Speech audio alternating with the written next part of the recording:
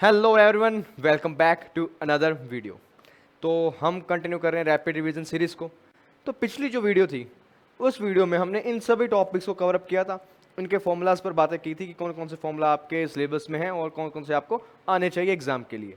In this video we are going to cover the following chapters: rotation, motion, gravitation, solids and fluids, और इस पर बात करेंगे। और वीडियो को ज़्यादा लंबा नहीं रखेंगे, जल्द से जल्द सभी फॉर्मूलाज को कवर अप करेंगे। और तो स्टार्ट करते हैं, राइट। तो देखो, सबसे पहला तुम्हारा चैप्टर रोटेशनल मोशन।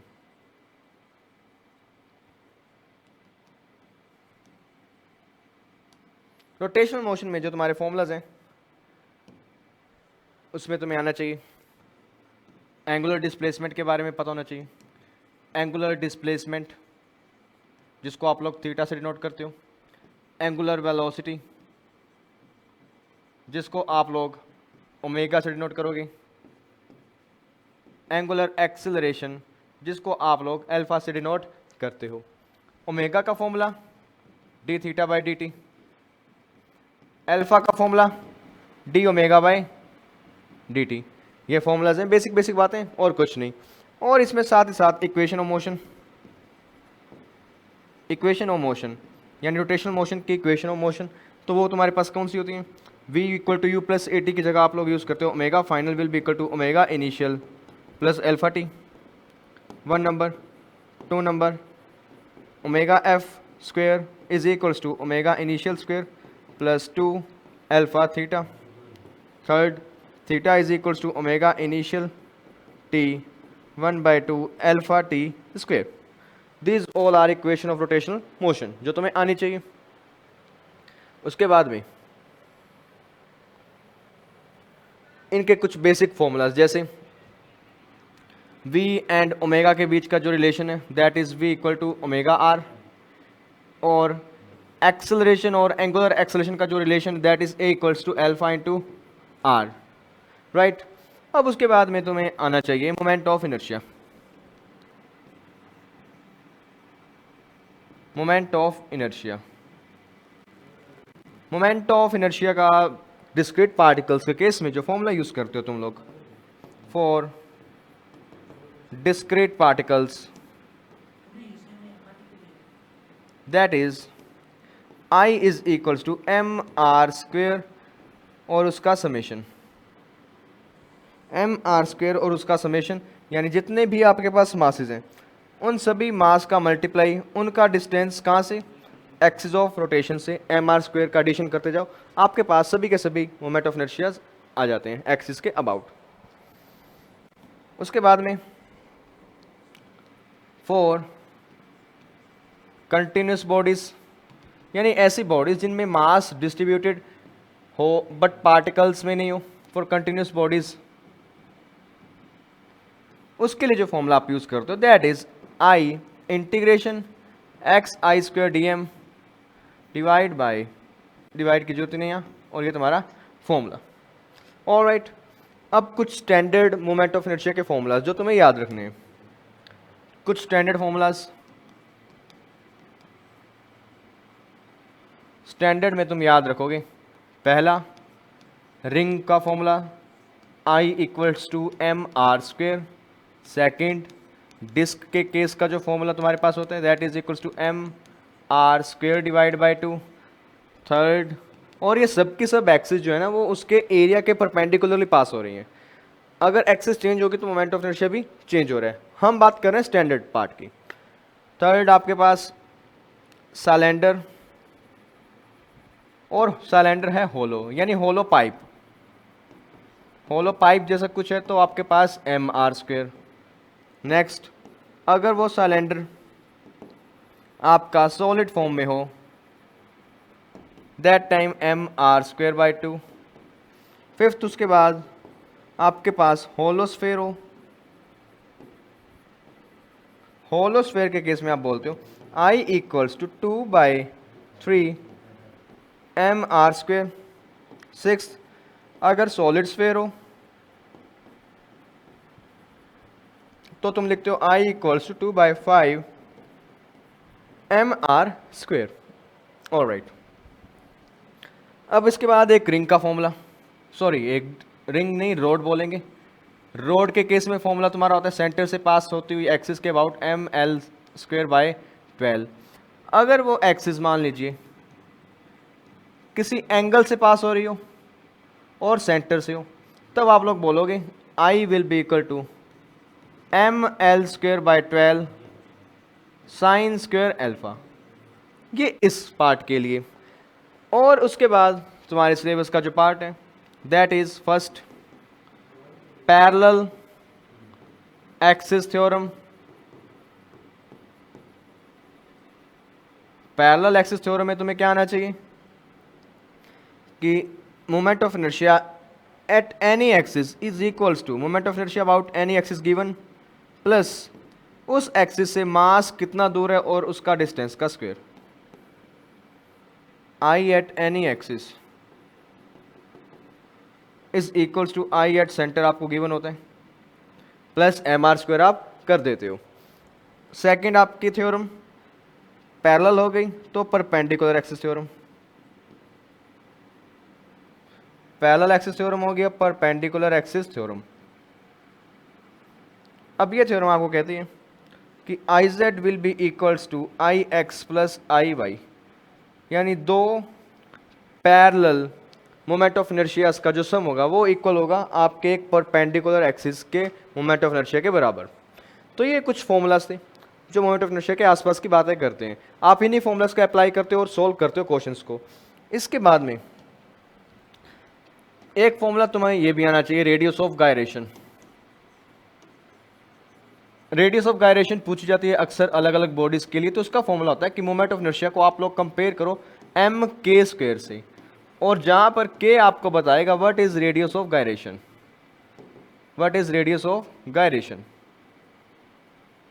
ऑलराइट, तो ये रेडियस ऑफ गायरेशन का concept.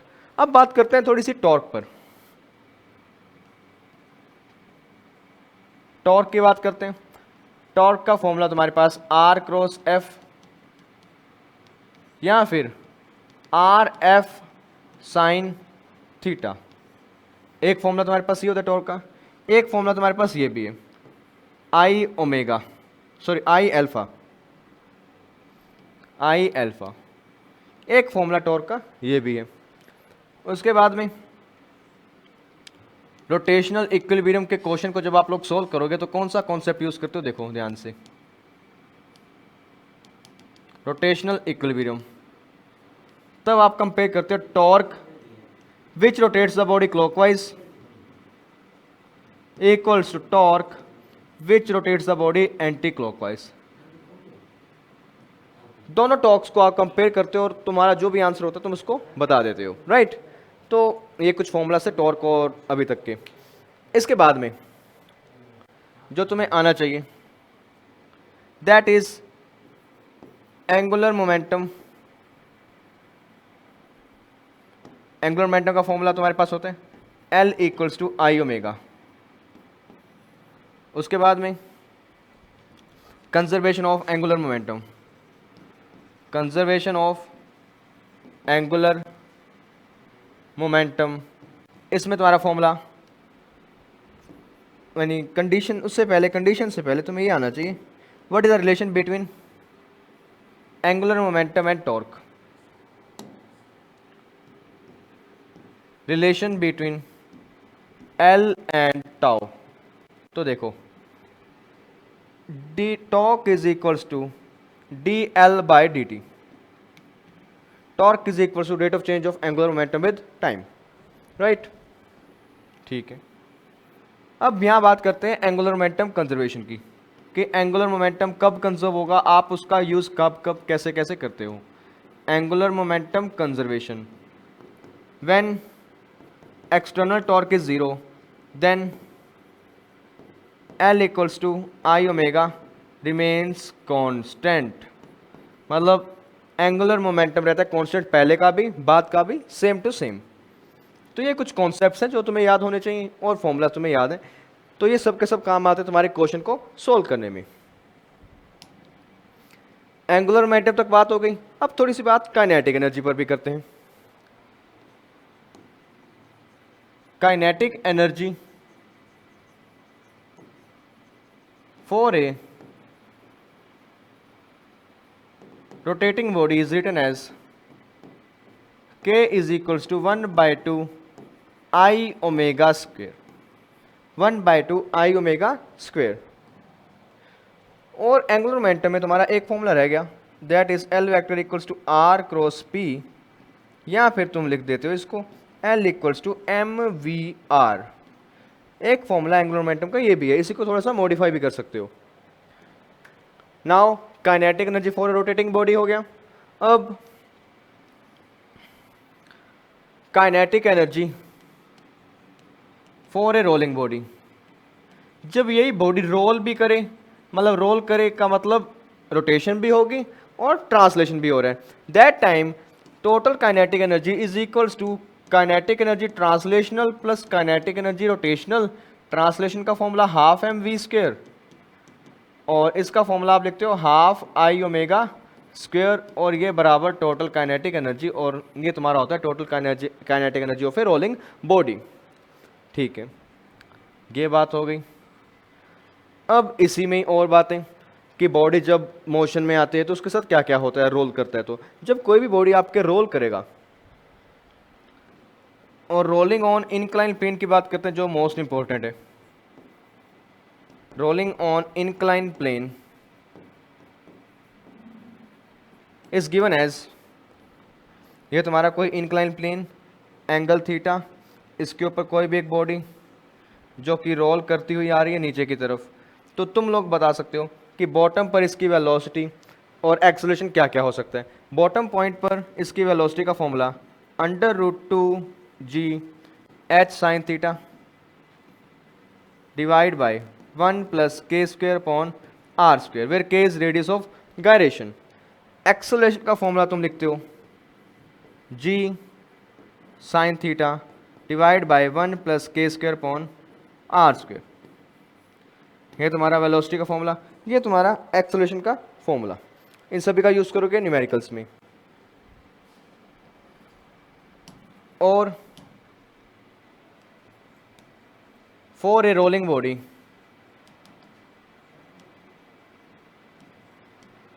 For a rolling body जब कोई भी एक बॉडी रोल करती है तो उसके केस में क्या होता है कि उसके पास टेंजेंशियल वेलोसिटी तो है ही है, राइट, प्लस उसके पास सेंटर मास की वेलोसिटी भी, जो किस तरफ होगी, यहाँ भी होती है, वो यहाँ भी होता है आपका VCOM, यहाँ भी होते हैं और यहाँ भी होते हैं। तो आपसे कभी पूछा जाए, यानी किसी भी पॉइंट पर what will be the net velocity, तो इस पॉइंट पर अगर मुझे नेट वेलोसिटी फाइंड करनी है, that will be equal to, V will be equal to V square plus R omega square, यानी सेंटर मास की velocity R omega square plus 2 VC R omega cos theta. क्यों? क्योंकि यहाँ पर एक vector VC आएगा और ये तुम्हारा आर ओमेगा और VC दोनों आ गए, और उनका रिजल्टेंट कहीं बीचों बीच इनके लाई करेगा। अगर ये एंगल थीटा तो ये भी एंगल थीटा। तो कुछ इसका यूज़ करके तुम बता सकते हो कि वेलोसिटी किस पॉइंट पर कितनी होनी चाहिए। ऑलराइट, तो मैं एक बार चेक कर लेता हूँ अगर कोई तुम्हारा फॉर्मूला कुछ मिस हो गया हो तो।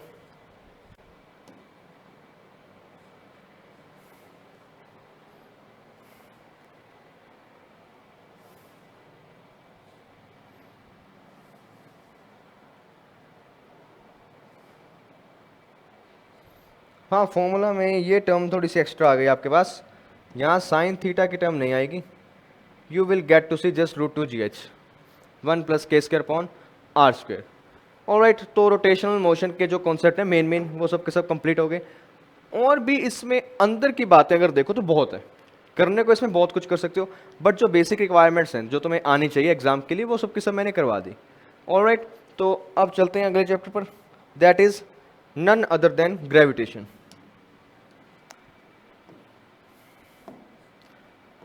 ग्रेविटेशन, ग्रेविटेशन में फॉर्मूलाज के नाम पे तुम्हें क्या क्या पता होना चाहिए देख लो।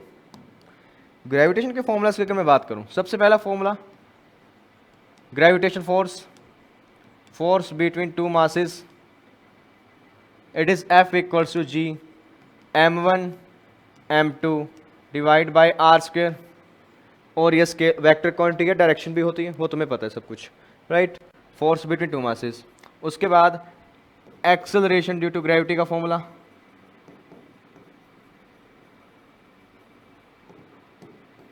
एक्सेलरेशन टू ग्रेविटी तुम्हारा small G is equals to G M divide by R square, या फिर 4/3 पाई rho capital G multiplied by R, और ये फॉर्मूला तुम्हारा एक्सेलरेशन ड्यू टू ग्रेविटी का।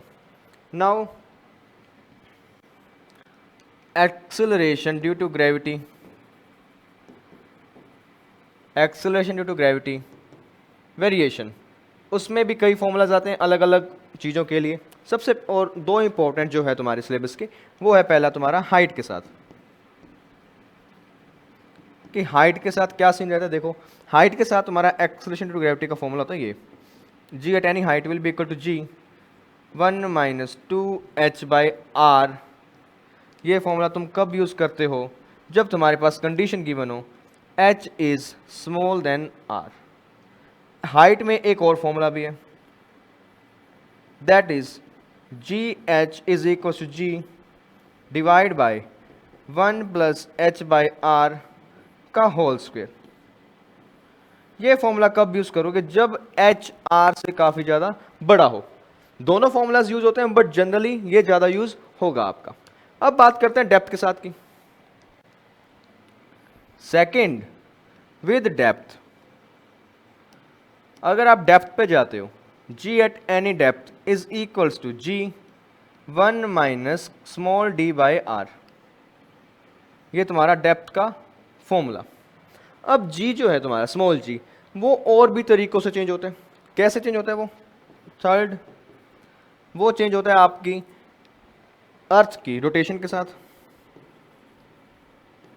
रोटेशन, हालांकि उसके क्वेश्चंस कम आते हैं। फोर्थ, वो चेंज होता है axis axial and equatorial point के हिसाब से भी। इक्वेटोरियल पॉइंट्स, इन दोनों पॉइंट्स पर भी वो डिपेंड करता है, एक पर वैल्यू कम होती है, एक पर वैल्यू ज़्यादा होती है। तो वैल्यू देख लो कहाँ ज़्यादा होगी कहाँ कम होगी। अगर एक्सियल पॉइंट की बात करूं, राइट, एक्सियल पॉइंट की बात करें अलोंग द एक्सिस पे, और polar points, just minute, poles और इक्वेटर होंगे यहाँ, ये उल्टा लिख दिया, पोल्स एंड इक्वेटोरियल पॉइंट्स पे। पोल्स की बात करें तो वहाँ acceleration to gravity GP, equator पर बात करें वहाँ acceleration to gravity GE.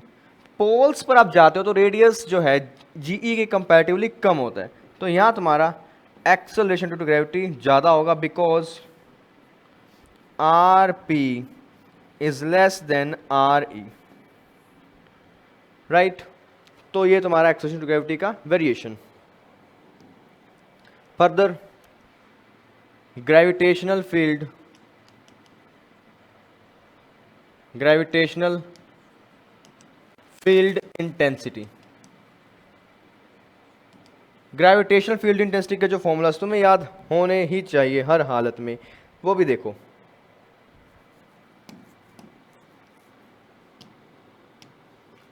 Gravitational field intensity, first, वैसे तो आप इसको जनरली डिफाइन करते हो किसी भी, मान लो सिंबल मैं देता हूं I, it is given as G M by R square.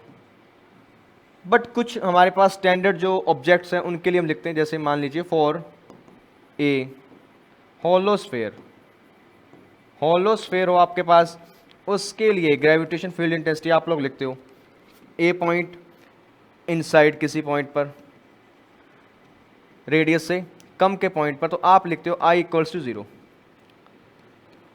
Second, at surface की बात करते हैं, R equals to capital R, तो वहां होता है I equals to G M by capital R square. Third, C, outside किसी पॉइंट पर बात करते हैं, outside R greater than capital R, then you will write it as I equals to gm by capital small r square. That is gravitation field intensity for a hollow sphere. अब same to same तुम बात कर सकते हो for a solid sphere की भी, for a solid sphere. अब solid sphere में क्या होता है कि आपके पास अंदर मास है, खोखला नहीं है, तो इस बार इनसाइड के पॉइंट पर इंटेंसिटी कुछ ना कुछ होगी, कुछ ना कुछ होगी. तो कितनी होगी उसका फॉर्मूला I equals to G M small R divide by capital R cube. B surface की बात करें तो सरफेस पर जितनी यहां थी उतनी यहां होगी. I equals to G M by capital R square. Third outside किसी पॉइंट की बात करें तो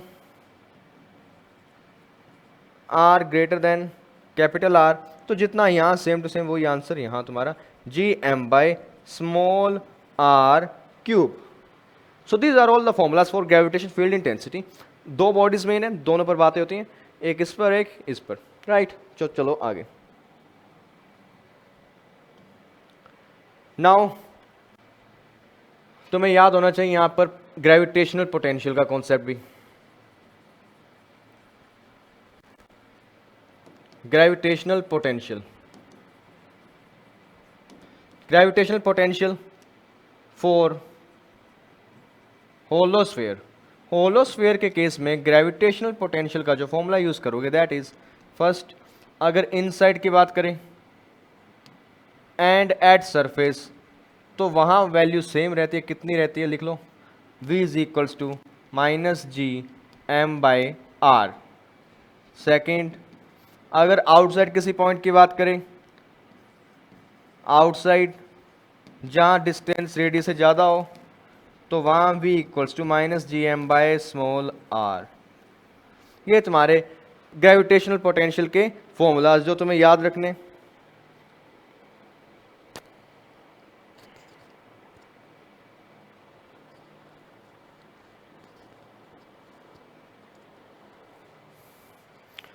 ग्रेविटेशन पोटेंशियल हो गया. इसके बाद में जो तुम्हारे काम का पार्ट आता है वो होता है तुम्हारा एस्केप वेलोसिटी वगैरह की बातें. एस्केप वेलोसिटी की बात करूं तो एस्केप वेलोसिटी का फॉर्मूला तुम लोग यूज करते हो under root two small G into capital R, या फिर V A is equals to two G M by R. एक फॉर्मूला ये भी है तुम्हारे पास. दोनों फॉर्मूलाज को तुम यूज कर सकते हो जैसे चाहो, डिपेंड्स ऑन द क्वेश्चन. उसके बाद में ऑर्बिटल वेलोसिटी. ऑर्बिटल वेलोसिटी की अगर मैं बात करूं तो उसका फॉर्मूला तुम लोग यूज करोगे V not equals to root G capital R. ये कैपिटल आर भी हो सकते हैं अगर मान लो सर स्टेशनरी जो आपकी जो ऑर्बिट है वो अर्थ के सरफेस के काफ़ी पास है. अगर वो ऑर्बिट अर्थ के सरफेस से दूर हो तब आप लोग यूज़ कर सकते हो V not equals to root G R plus H. दोनों फॉर्मूलाज आप यूज़ कर सकते हो. इसको आप थोड़ा सा चेंज कर सकते हो इस फॉर्म में भी. V not will be equal to under root two G M by R plus H square. इसको राइट ये होगा तो आर स्क्वेयर आएगा. तो ये तुम्हारा ऑर्बिटल वेलोसिटी का formula. Escape velocity, orbital velocity. अब बात करते हैं केपलर लॉज और एनर्जीज पे. तो पहले बात करते हैं एनर्जी पर. Energy of a satellite.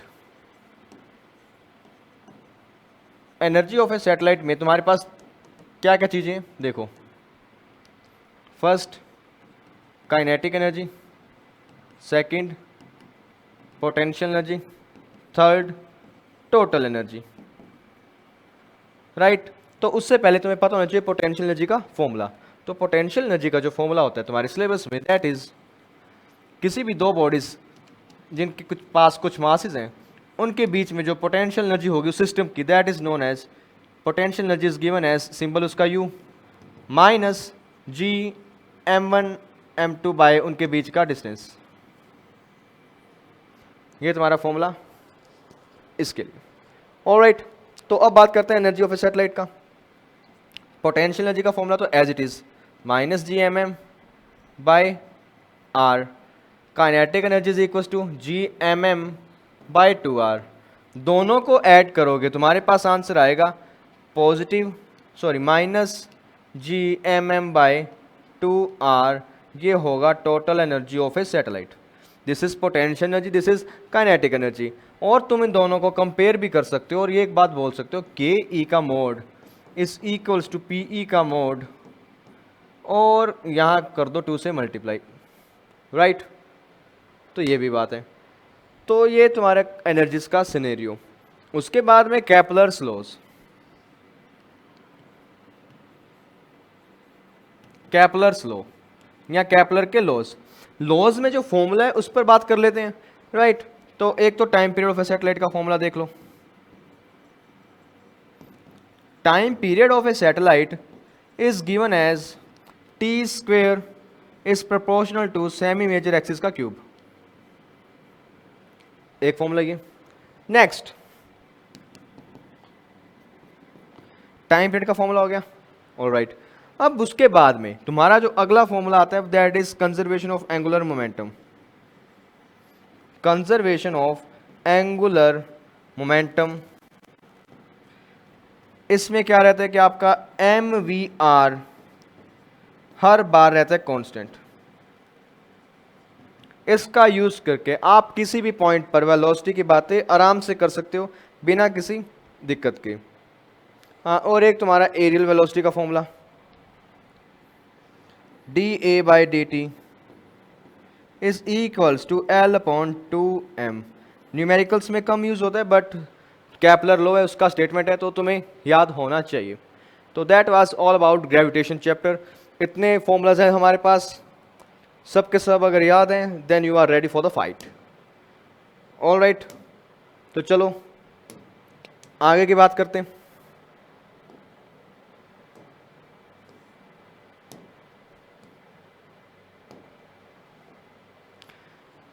Gravitation पूरा। Now come to the properties of solid. Properties of solids. Properties of solids में 3 मॉडल्स होते हैं, तीनों पर बात करते हैं डायरेक्ट।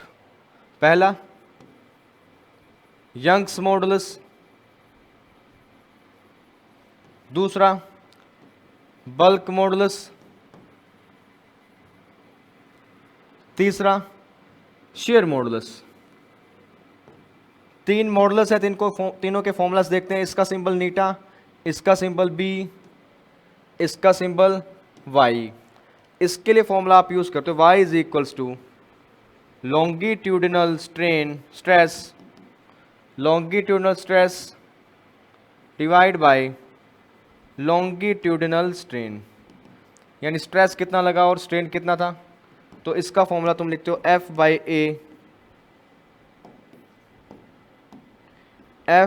बाई ए और डेल्टा L बाई L, ये तुम्हारा फॉर्मूला। बल्क मॉडल्स में तुम लिखते हो प्रेशर अप्लाइड कितना हुआ माइनस और चेंज इन वॉल्यूम, ये तुम्हारा फॉर्मूला बल्क मॉडल्स का। और कंप्रेसिबिलिटी नाम की भी एक टर्म होती है जो तुम्हें आनी चाहिए। Compressibility is what? Compressibility is equals to 1 upon B. Third shear modulus is equals to tangential stress divided by tangential strain. Tangential stress divided by tangential strain, neta will be equal to force upon area divided by x by L. और तुम कह सकते हो tangential strain is also equals to tan theta। कैसे आया तुम्हें formula याद होने चाहिए।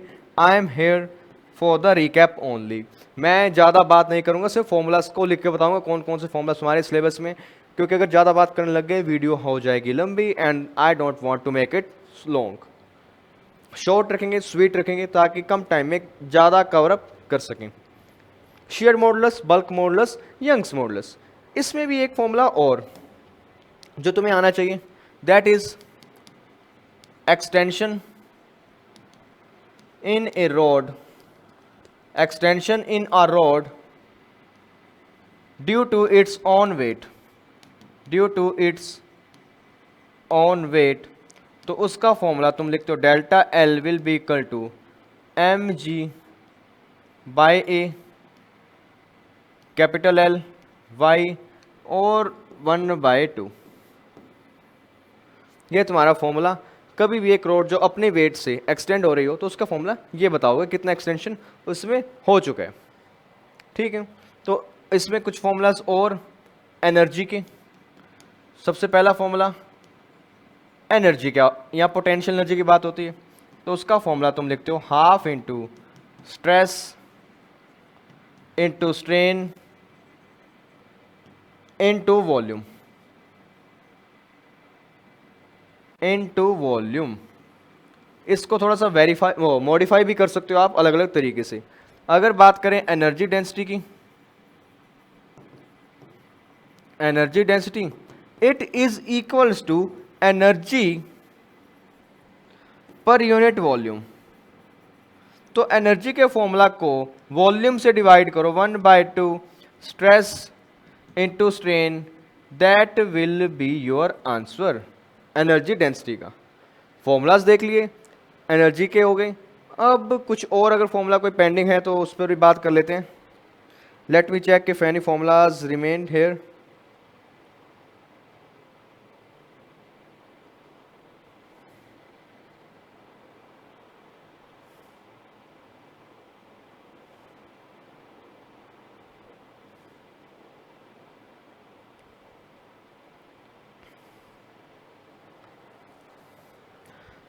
हाँ, तो इस पर्टिकुलर पार्ट में तो इतना ही बहुत है तुम्हारे लिए। मॉडल्स के फॉर्मूलाज तुम्हें आने चाहिए और ये आना चाहिए। हाँ, एक फॉर्मूला जो तुम्हारा रह गया वो था तुम्हारा पॉइजन रेशियो, पॉइजन्स रेशियो। उसका symbol sigma, that is equals to longitudinal strain, longitudinal strain divide by long lateral stress, lateral strain, lateral strain. ये तुम्हारा formula for Poisson ratio. Chapter पूरा। अब आते हैं फ्लूइड्स पर। हमारा आज की वीडियो का आखिरी chapter properties of fluids. Fluids के सिनेरियो में देखो क्या क्या होता है। सबसे पहला पार्ट तुम्हारे पास आता है हाइड्रोस्टैटिक्स का। तो हाइड्रोस्टैटिक्स में तुम्हें जो जो फॉर्मूलाज याद होने चाहिए उन्हीं पर बात करते हैं।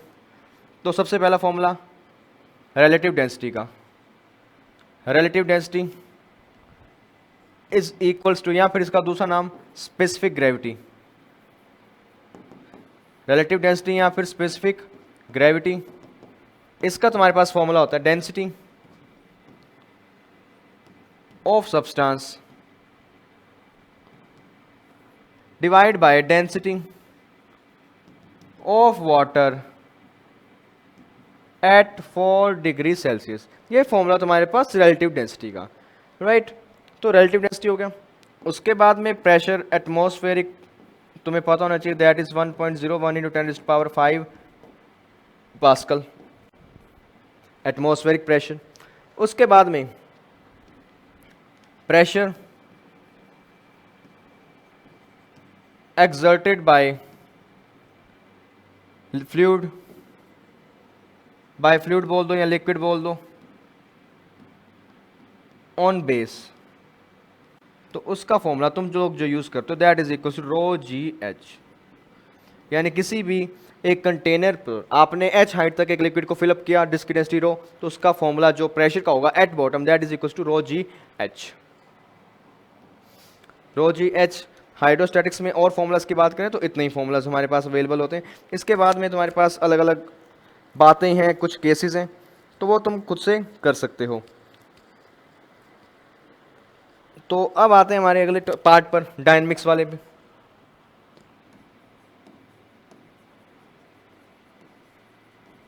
हाइड्रोडायनेमिक्स। हाइड्रोडायनेमिक्स में बहुत सारे फॉर्मूलाज हैं तुम्हारे पास, तो देखो बारी बारी से। सबसे पहला तुम्हारा equation of continuity, equation of continuity, equation of continuity क्या कहते हैं, A1 into V1 is equals to A2 into V2 for a laminar या streamline flow. Second, Pascal's law. Pascal's law तुम्हें ये कहता है pressure at one point will be equal to pressure at another point, बिल्कुल। Third, तुम्हारा Bernoulli's theorem. Bernoulli's theorem, Bernoulli's theorem तुम्हें क्या कहते हैं, pressure plus rho ji H plus 1/2 rho V square is equals to constant. ये pressure की term, all right.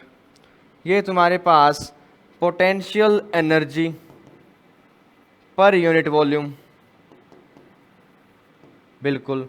ये तुम्हारे पास kinetic energy per unit volume, और ये सब के सब क्या रहता है, कांस्टेंट एक फ्लो के अंदर। बर्नौलिस थ्योरम है। अब बर्नौलिस थ्योरम में कुछ एप्लीकेशंस भी हैं, जिसमें सबसे मेन एप्लीकेशन इसका क्या होता है, velocity of efflux. Velocity of efflux क्या बताता है आपको, v इक्वल्स टू √2gh। आपके पास वेलोसिटी एफ्लक्स की, वेयर h आपको क्या बताएगा, टॉप लेवल ऑफ फ्लूइड से लेकर होल तक की हाइट, बिल्कुल। वेलोसिटी ऑफ एफ्लक्स का फॉर्मूला, और तुम्हारे पास इसी चैप्टर का कोई और फॉर्मूला बच गया हो,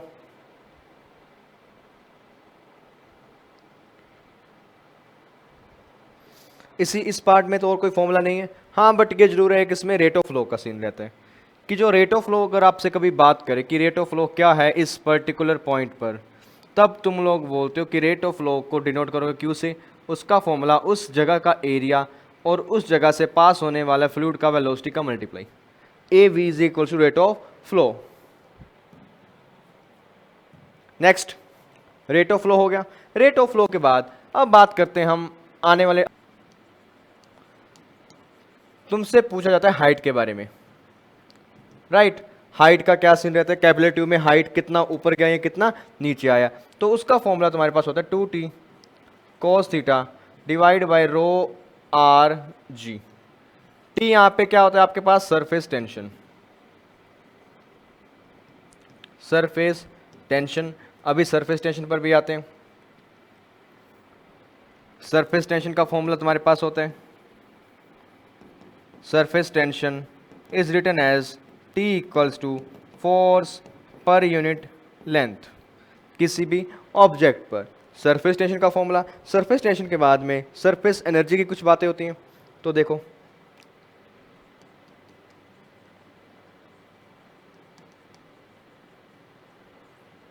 सरफेस एनर्जी, उसका फॉर्मूला तुम्हारा simple, U is equals to surface tension into surface area of object.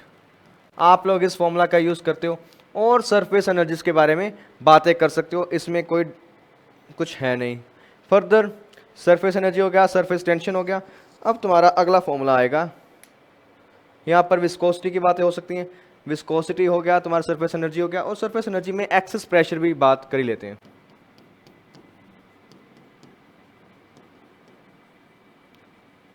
अब एक्सेस प्रेशर का सीन देखो, उसमें तीन केसेस हैं तुम्हारे पास। फॉर ए ड्रॉप, यहाँ कह लीजिए एक liquid drop, for a liquid drop excess pressure is equals to p i minus p not equals to 2t by are. Second, for bubble p i minus p not equals to 4t by r. Third, for bubble हो गया, for a bubble in a liquid, एक लिक्विड में जब आपके पास bubble हो उस time जो प्रेशर का फॉर्मूला होगा वो तुम्हारा होगा 2t by r. Excess pressure के फॉर्मूलाज अलग अलग केसेस के। अब इसके बाद में विस्कोसिटी की बातें कर लेते हैं। विस्कोसिटी में viscous force equals to eta a d v by d y. एक फॉर्मूला तुम ये यूज करते हो जहां इसको बोलोगे तुम लोग कोफिशिएंट ऑफ विस्कोसिटी। बिल्कुल। एक फॉर्मूला स्टोक्स लॉ से आता है, क्या आता है तुम्हारे पास? F equals to 6 pi are eta v. कि कोई भी एक ऑब्जेक्ट किसी भी वेलोसिटी से नीचे की तरफ गिर रहे हैं तो उस पर लगने वाला विस्कस फोर्स कितना होगा? 6 pi are eta V. Further terminal velocity की बातें होती हैं। टर्मिनल वेलोसिटी का formula V T equals to 2/9 eta R G और डेंसिटी का difference rho minus sigma. Alright, कि कोई भी ऑब्जेक्ट नीचे गिरेगा तो उस पर लगने वाला विस्कस फोर्स कितना होगा, सॉरी वेलोसिटी उसकी कितनी हो सकती है। उसके बाद में तुम्हारे पास बायंट फोर्स की बातें भी होती हैं। बायंट फोर्स का फॉर्मूला तुम लोग यूज करोगे हर बार। बायंट फोर्स ऊपर की तरफ लगती है, f b equals to rho v g, where v is volume of object emerged in liquid. तो फ्लूइड्स के सभी फॉर्मूलाज को हमने पूरा कर दिया। अब इसके बाद अगर कुछ फॉर्मूलाज बचते हैं तो एक्स्ट्राज में हैं, वो हमारे पास बहुत सारे हैं, बट अगर आपने इतना कर लिया तो दैट इज इनफ। हाँ, और इसमें थोड़ा सा तुम्हें ये हो सकता है कि सरफेस एनर्जी के एक फॉर्मूलाज थोड़े से और होते हैं, कि जैसे कि ये तो स्टैंडर्ड बेसिक है। अब सरफेस एनर्जी में भी कुछ ऐसा रहता है कि अगर आपके पास कई सारे बबल्स हैं, उनको आप कंबाइन करते हो, या एक बबल से कई सारे बबल्स बना रहे हो, या ड्रॉप से एक ड्रॉप से अलग अलग ड्रॉप्स बना रहे हो, तो उस दौरान उनका सरफेस एनर्जी में क्या चेंज आएगा, तो उसके कुछ फॉर्मूलाज होते हैं और वो फॉर्मूलाज इसी से डिराइव होते हैं। इसी का यूज़ करते हो तुम चेंज इन सरफेस एनर्जी की बातें करते हो। तुम्हें सरफेस एनर्जी के बारे में, सरफेस टेंशन तुम्हें पता है, सरफेस एरिया तुम बता सकते हो स्फीयर का क्या होता है, राइट? उसका यूज़ करोगे, आंसर तुम्हारे पास आएगा। So that was all about the chapter fluids. तो हमने जो चैप्टर टारगेट किए थे, up to properties of fluid हमने टारगेट किया था, वो हमने कंप्लीट कर दिया। So alright, thank you very much for watching the video. Keep studying, keep working hard.